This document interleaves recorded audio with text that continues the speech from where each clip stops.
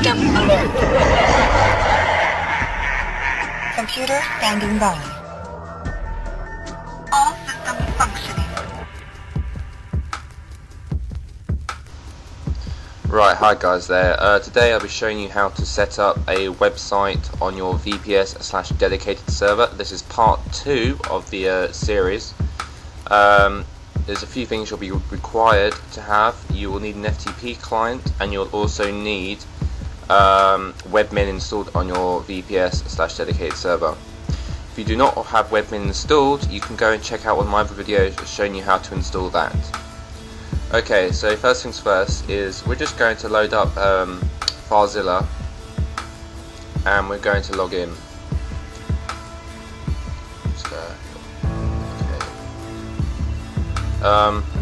Don't need these, hang on to delete these.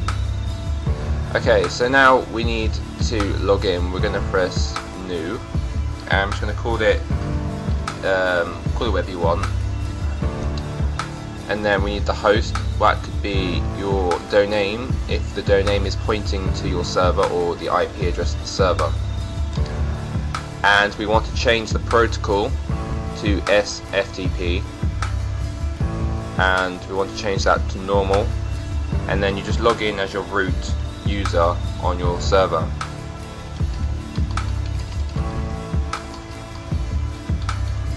And press connect.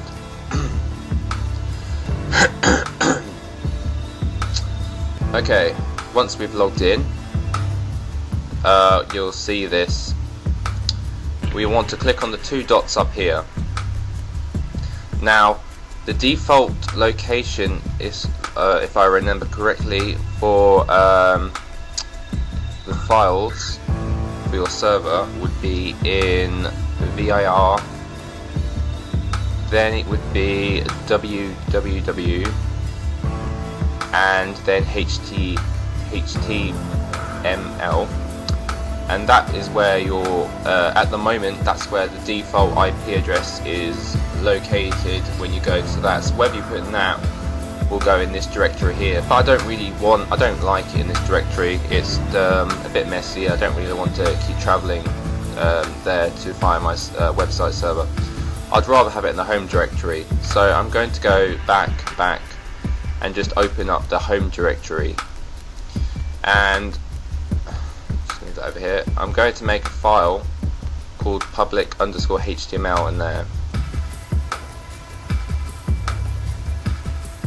and press OK. Now I'm going to right click on this and change file permissions to 777 for now. You should never really put your permissions to 777, but while you're working on your site, that's fine.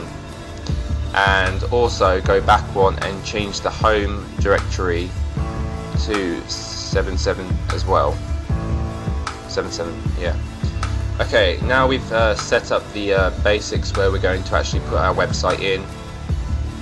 So now we need to go ahead and configure Apache properly to point to this directory. So now we're going to load up webmin. If you don't have webmin installed, as I said before, I've done a previous video on showing you how to install this, so if you want to go and check out this video.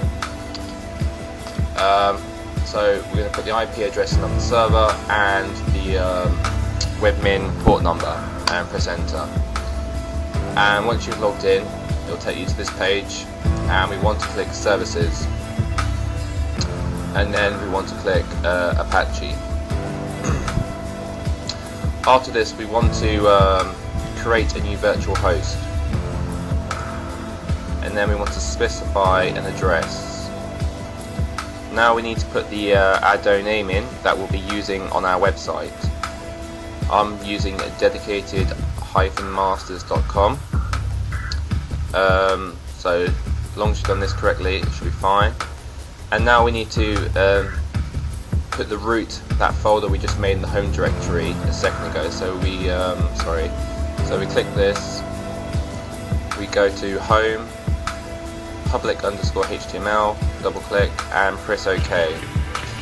Okay, now that's all set up correctly. If we wanted to, we could change the default port people connect to our server on. I'm going to leave it as default on this video. So that's pretty much it on this server. on this, so we just want to press create now. Okay, now that has made the server. So now next we want to restart Apache. Now in the top corner here it says stop Apache. We're going to press stop, and after this we're going to press start again.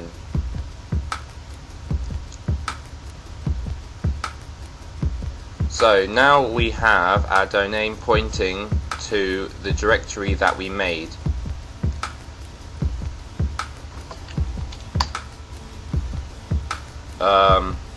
Yeah, so now our domain is pointing to the public_HTML folder. So from now on we can access our domain from the public_HTML folder in the home directory. What's a lot easier to find. So from now on all we got to do is put our HTML files in this folder and it will detect it on our domain here. So next, now we need to make a MySQL database for our server.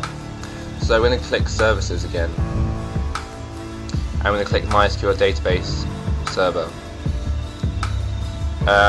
Well, if you load this up you can delete the test server. You will not need that at all, so just delete that. Okay, next, now we need to create a new database, and I'm just going to call my database for this video, string the database quickly. I'm just going to call it, I can't give a name now. I'm just going to put Steam, and I'm going to press create database. Okay, now we've made a database. Now next step is we need to make a user to access that database and also set the database permissions. So we're going to click on user permissions, and next we're going to click on create a new user, and the username I'm just going to put this in, and we want to set the password.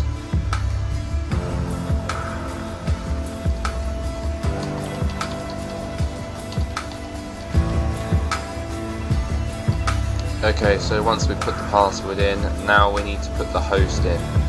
So you could leave it as any, but just don't do that, it wouldn't work properly. So we want to select one, and we're going to put in localhost.